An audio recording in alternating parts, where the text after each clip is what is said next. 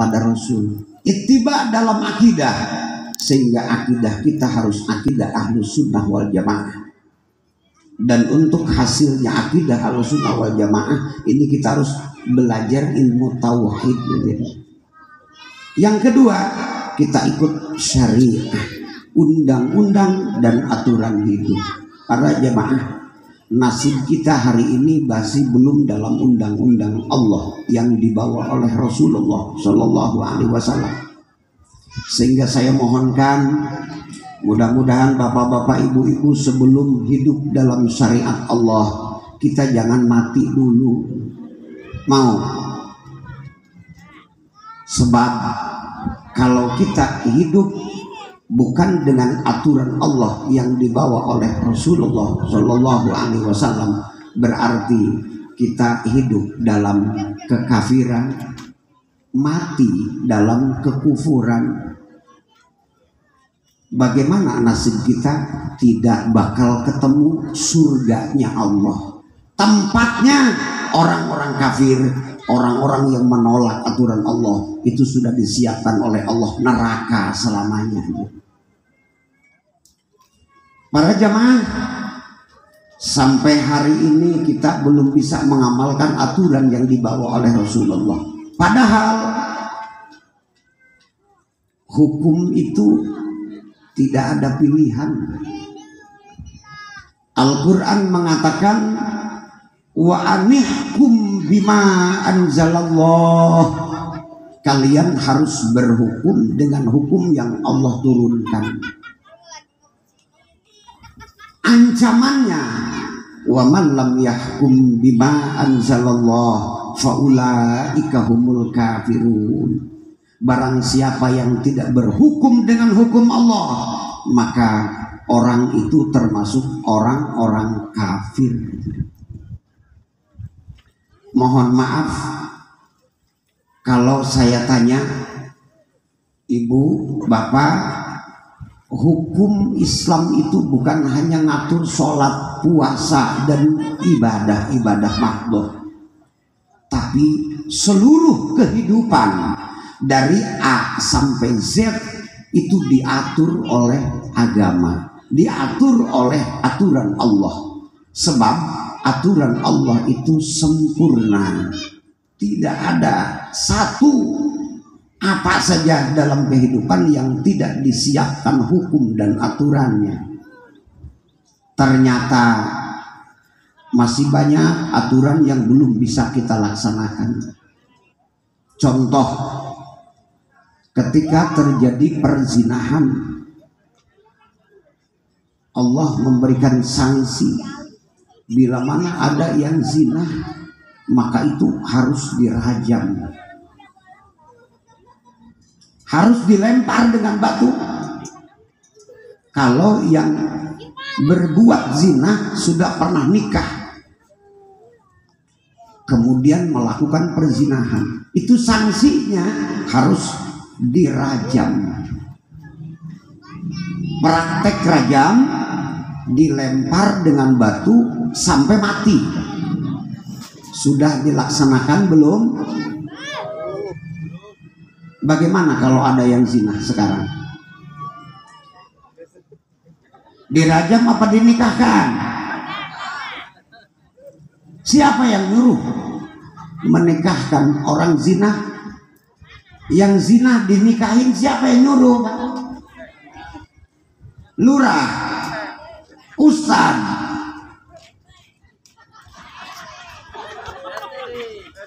Ustaz ya yang nyuruh. Kiai, biasanya lurah, biasanya. Kata lurah, tak diurus saja, yang penting ada yang tanggung jawab. Aturan Allah bukan itu. Subhanallah hadirin, Allah memerintahkan kita untuk meranjam, ternyata dinikahkan. Itu salah, Pak. Itulah potongan orang-orang Yahudi, pekerjaannya tabdil dan tahrif. Orang Yahudi itu biasa mengganti dan membelok-belokkan hukum. Suruh diranjam malah dinikahkan, Pak. Ketagihan itu nantinya. Orang ada maling disuruh makan, ketagihan ya. Padahal tidak ada hukum yang lebih baik daripada keputusan Allah, harus diranjang. Insya Allah kalau satu saja di Balaraja ada yang diranjang dan terbuka pelaksanaannya, insya Allah saya yakin aman untuk 1 tahun tidak ada perzinahan. Sebaik-baiknya hukum.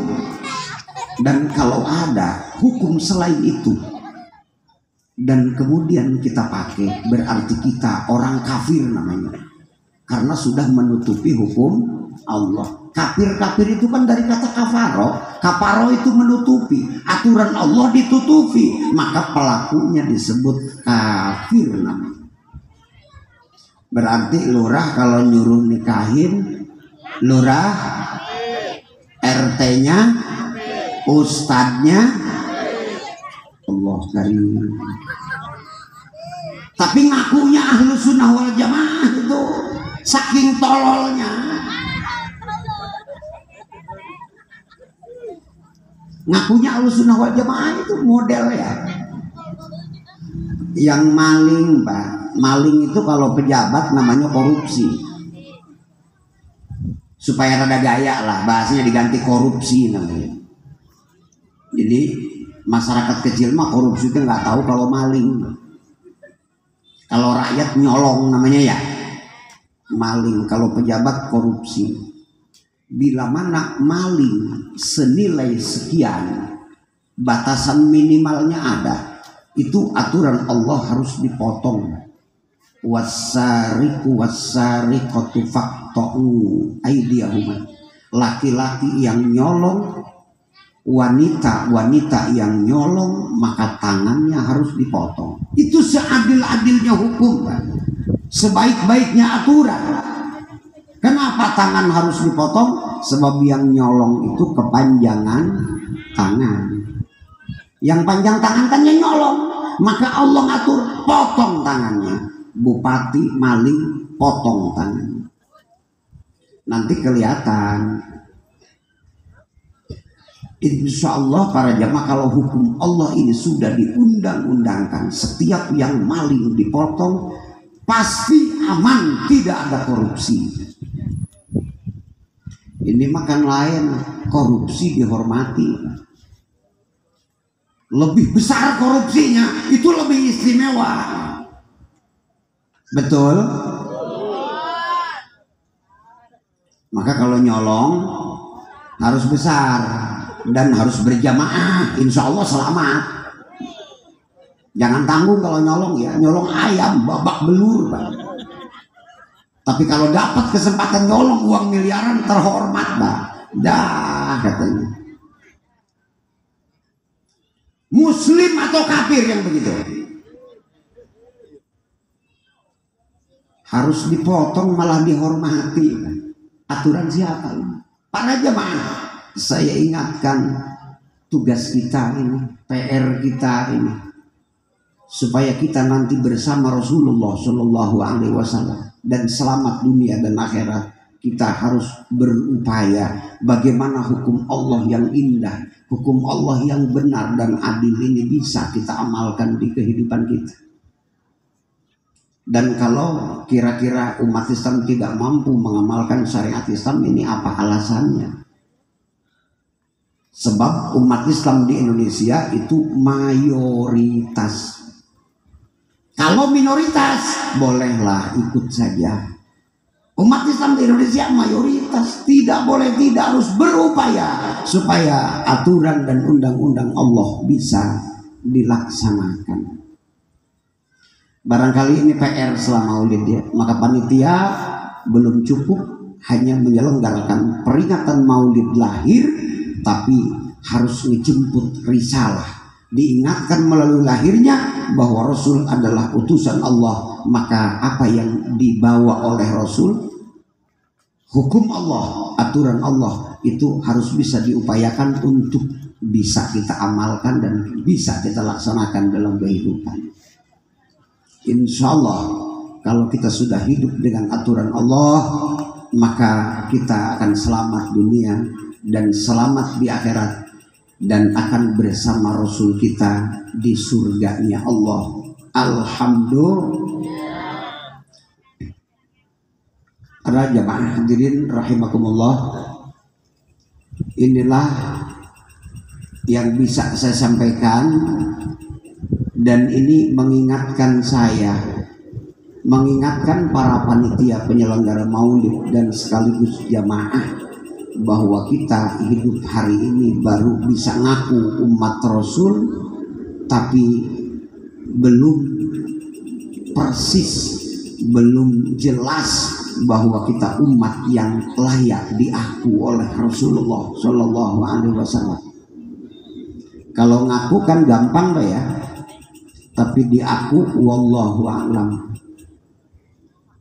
Untuk itu sekalian pengumuman yang kedua, Rasulullah memberikan pengumuman yang kedua.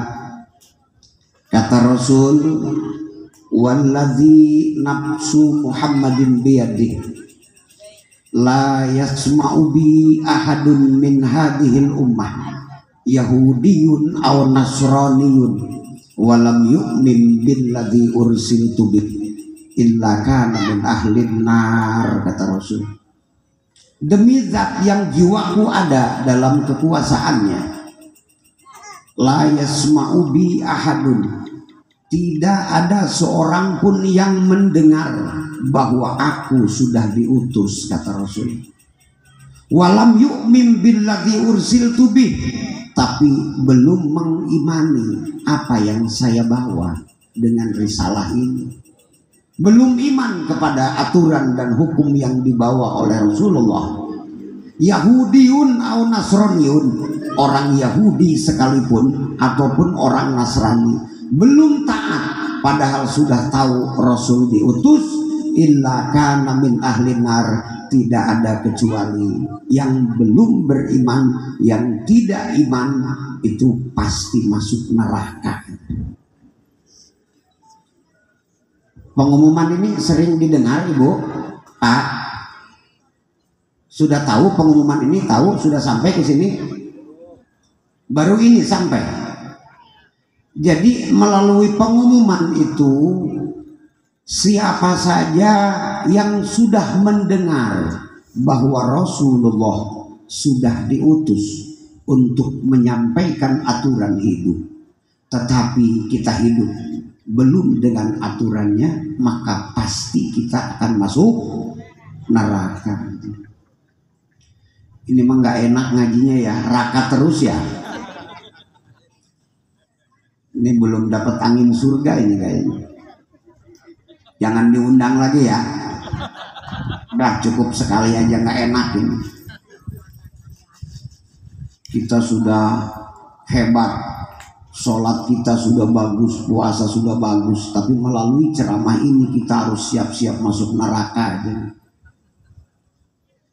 Karena kita sholat dengan aturan Allah, tapi hidup jauh dari aturan Allah. Iman dalam sholat, sekuler dalam kehidupan. Kalau lagi sholat kita iman, kalau lagi dagang tidak iman. Di masjid pakai aturan Allah, di kantor jauh dari aturan Allah. Lurah sholat dengan aturan Allah, di balai desa bukan dengan aturan Allah, maka wajib masuk neraka, wajib berdiri. Sehingga tidak lain solusinya untuk selamat, in kuntum tuhibbunallah fattabi'uni, kata Rasul. Jika kalian ingin sampai kepada Allah, ingin mendapat ridho Allah, dan ada di tempat yang diridhoi Allah, di surganya nanti, fattabi'uni, kata Rasul, ikuti aku, ikuti aku. Mau ikut Rasul? Siap berjuang untuk tegaknya